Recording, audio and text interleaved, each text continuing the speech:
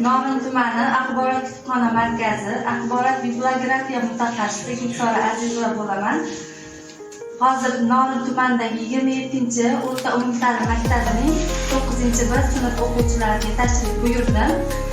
Bu tashrifimdan men qo'limdagi ko'rib turibsizlar anor shakli. Bu anor shaklini loyiha qilib tayyorladim.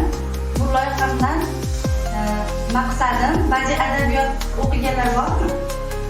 Abdulla Qahhorni kim o'qigan? Abdulla Qahhorda anor hikoyasi bor. Men shu anor hikoyasini o'qiganmisiz? Endi o'qiyman. Shu anor hikoyasini o'qidimda o'zimga loyiha kelib qoldi. Shu anor shaklini yasasam-ku, shu anor kitobida bir 10 dan ortiq hikoyalar mavjud.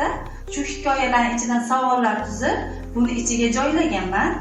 Mana kodimiz, QR kodni skaner qilib, qissalaring biz axborot kutubxona markaziga kanal gruppalarga a'zo bo'lasizlar. A'zo bo'lsanglar, PDFlari tayyor, bemalol o'qishlaring mumkin. Ash asarni, hikoyani qiziqqanlar kelib ko'rib, ichidagi bunaqa savollarni ko'rishlaring mumkin. O'qigan bo'lsangiz chiqing. Endi juda yaxshi hikoya ekan, o'zingizlar